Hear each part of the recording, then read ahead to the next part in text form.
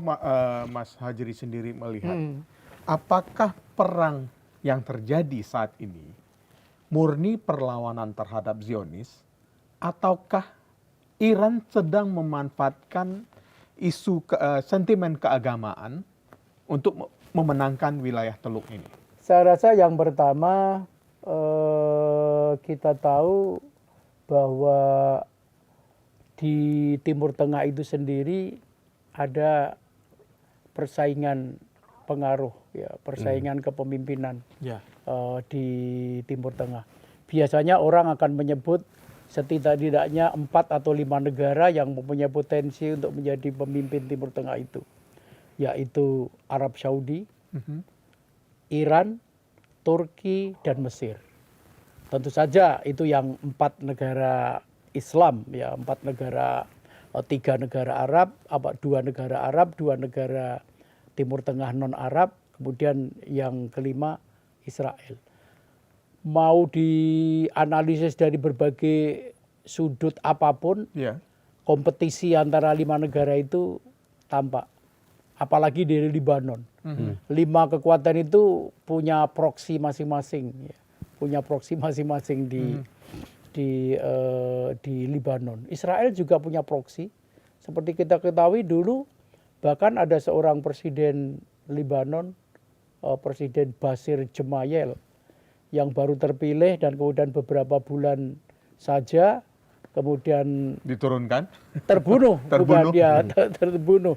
Itu Basir Gemayel itu pada waktu itu membina hubungan yang sangat intensif dan ekstensif dengan Israel. Dan saya rasa masih punya pengaruh besar juga Israel di Libanon itu. Kekuatan Syiah di Libanon seperti Amal Syiah atau Hizbullah, itu jelas proksinya Iran. Ya, proksinya Iran. Arab Saudi itu selama ini proksinya sebetulnya adalah Kristen Maronis. Kristen Maronis, tetapi bukan Kristen Maronis yang dipimpin oleh Jenderal Michel Aoun. Karena Jenderal Michel Aoun ini juga membangun koalisi dengan Hizbullah. Yang di Libanon, ya? Yang di Libanon. Proksi dari Arab Saudi di Libanon itu biasanya oleh para pengamat yang disebut adalah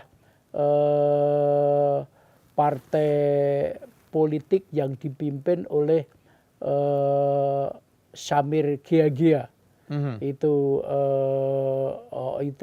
sayap lain dari Kristen Maronis, karena dia yang dianggap sebagai mampu untuk mengimbangi kekuatan Hizbullah. Sementara Maronis yang satunya lagi yang dipimpin oleh bekas Presiden Michel Aoun itu justru melakukan koalisi dengan Hizbullah. Itu faktor yang pertama. Yang kedua, tidak sebagaimana yang banyak diduga oleh masyarakat Indonesia.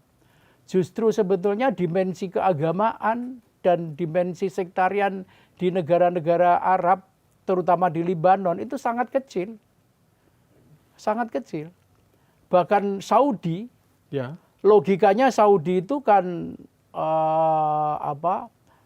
pasti proksinya, kalau logika orang Indonesia yang sangat teologis dan sangat agamais dalam memandang satu peristiwa politik, itu logika sehatnya Arab Saudi itu proksinya adalah kelompok Muslim Sunni. Ya, Muslim Sunni. Ya, banyak orang ada juga yang mengatakan Wahabi.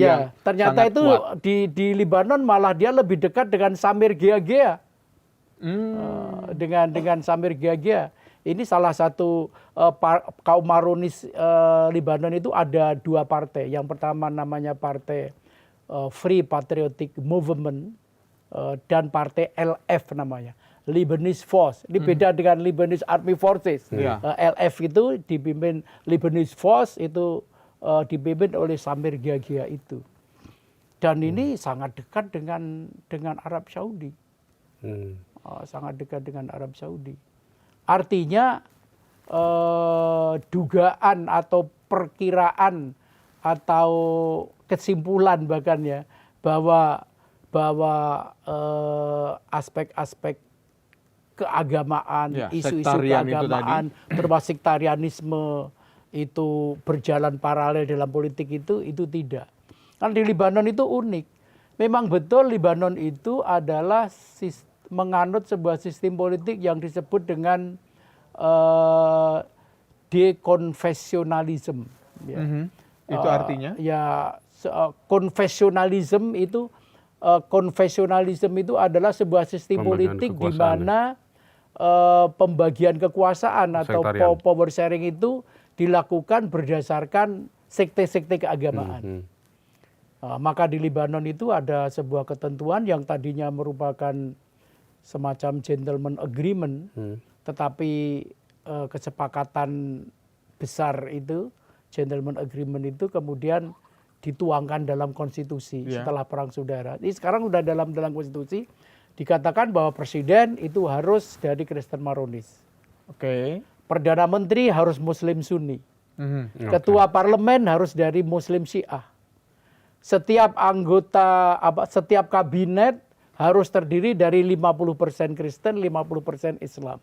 Lalu nanti dielaborasi, di breakdown ke sekte-sekte sesuai bagian itu. Demikian juga anggota parlemen.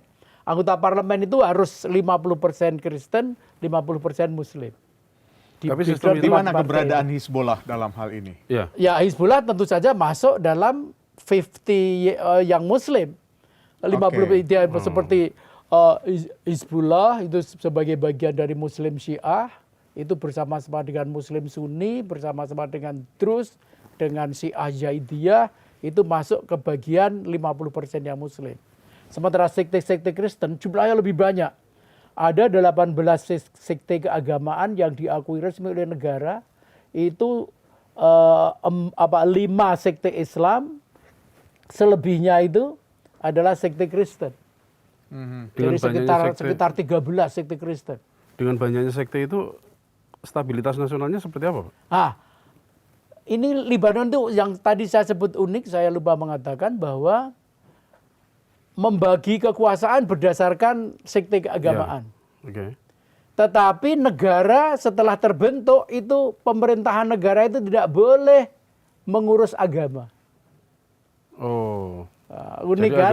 Karena itu Libanon itu adalah satu-satunya negara Arab yang tidak memiliki menteri agama.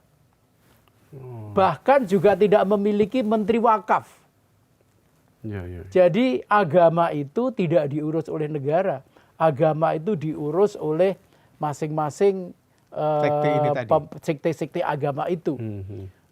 Maronis ya diurus oleh pemimpin gereja Katolik ya, yang hubungannya langsung dengan Vatikan. Kemudian yang Muslim Sunni dipimpin oleh mufti, lalu Syiah dipimpin oleh seorang ayatullah, pemimpin spiritual tertinggi. Demikian juga dengan Kristen Armenia, Kristen Ortodok, ada Ortodoks Timur, ada Ortodoks Yunani dan sebagainya. Ada Kristen Maronis yang juga berkiblat ke Vatikan, tetapi juga ada Katolik sendiri juga. Saking uniknya ya kehidupan itu.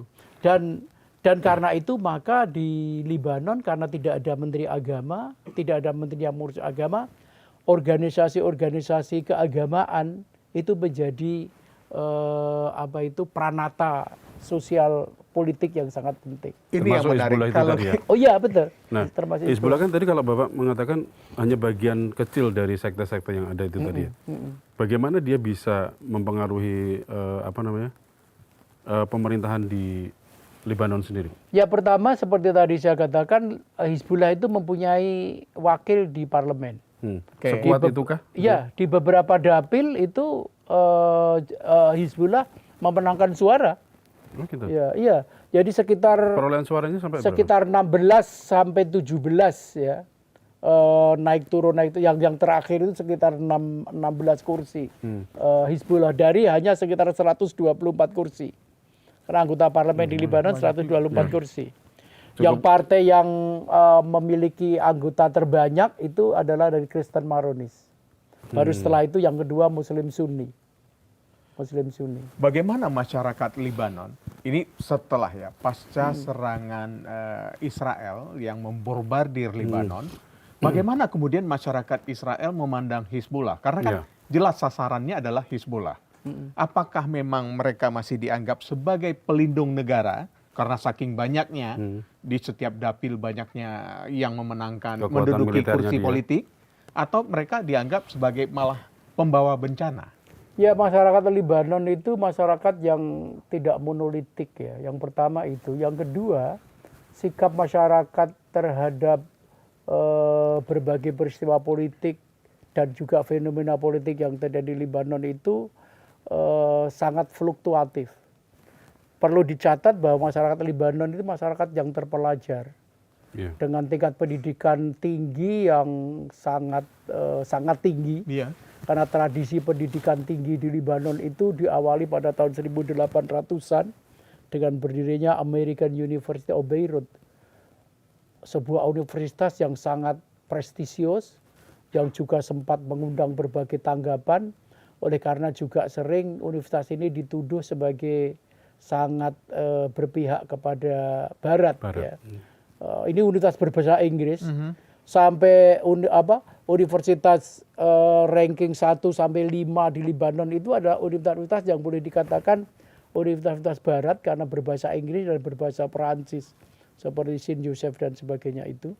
Sehingga masyarakat Libanon itu boleh disebut sebagai masyarakat yang terpelajar, apalagi masyarakat Libanon itu sering disebut sebagai polyglot. Yang memiliki kemampuan berbahasa yang sangat tinggi. Oleh karena itu maka profesi-profesi modern di Timur Tengah itu banyak diisi oleh orang-orang Libanon. Dan yang kedua, banyak elit-elit politik Timur Tengah itu alumni universitas di Libanon. Secara dramatis saya ingin menyebut misalnya Presiden Afghanistan, Ashraf Ghani, yang lari ke luar negeri setelah kalah dengan Taliban. Itu seorang PhD dari American University of Beirut. Dan istrinya juga perempuan Libanon, orang alumni itu.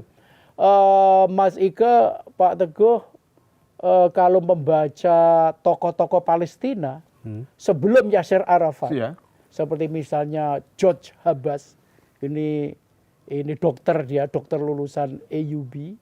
Kebetulan dia seorang Kristen Palestina, Nayef Hawatmeh, itu adalah alumni AUB.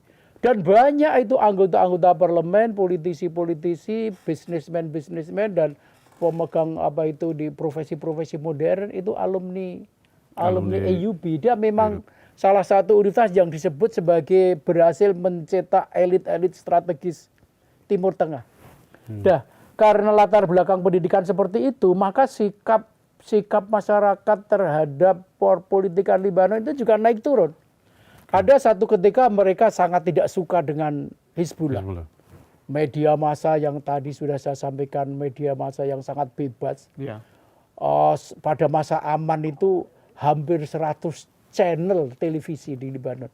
Bandingkan itu negara dengan 5 juta ya. Hanya 5 juta penduduknya. 5 juta itu hampir 100 channel. Televisi. Belum lagi media massa cetak majalah-majalah yang kalau di Indonesia itu jurnal-jurnal, jurnal kebudayaan, jurnal politik, bahkan orang-orang Palestina itu punya jurnal-jurnal yang berstandar internasional di Libanon, seperti Jerusalem Quarterly, Journal of Palestine Studies, ada jurnal Palestine Israeli Journal dan sebagainya ya.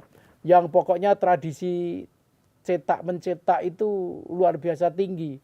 Pak Ike ingat bahwa cetakan pertama bahasa Arab itu di Libanon.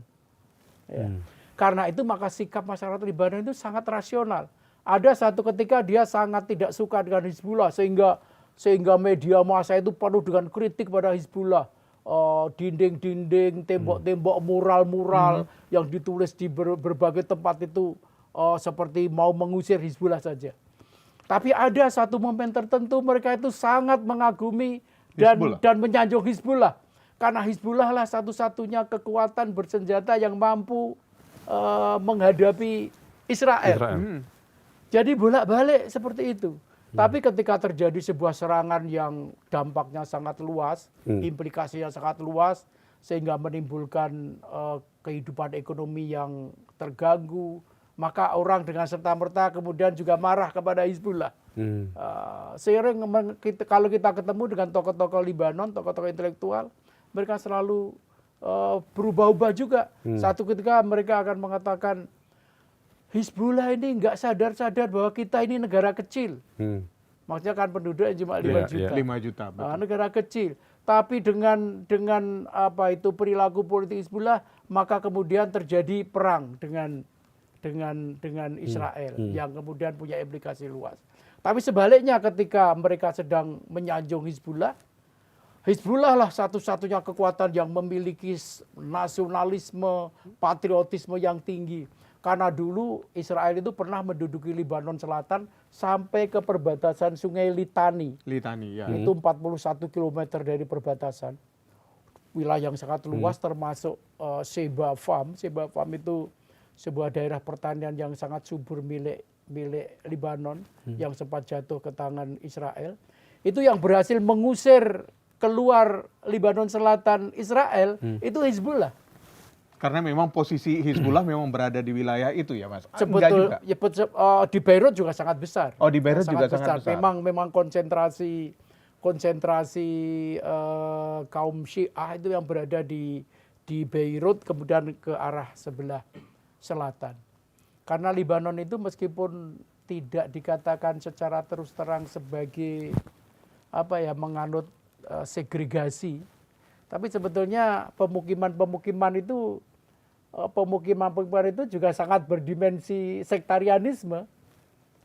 Ada kota-kota yang sepenuhnya Maronis, kota yang sepenuhnya Sunni, kota yang sepenuhnya Syiah. Tetapi ada kota yang cukup pluralistik seperti Beirut misalnya. Tetapi tetap saja ada dampak dimensi segregasi di situ. Nah, justru karena segregasi itulah maka Israel itu sangat diskriminatif dalam melakukan serangan-serangan. Ya. Jadi yang disasar itu ya basis-basis yang di situ yang dianggap Hizbullah kuat. Basis-basis Kristen Maronis, basis-basis Druze, basis-basis Muslim Sunni relatif aman. Relatif aman. Ya. Nah, dan mungkin juga dengan kemampuan teknologi yang cukup tinggi, Israel itu juga memiliki semacam presisi dalam melakukan serangan-serangan itu. Lebih presisi lagi, lebih tepat sasaran gitu maksudnya. Iya, betul. Oke.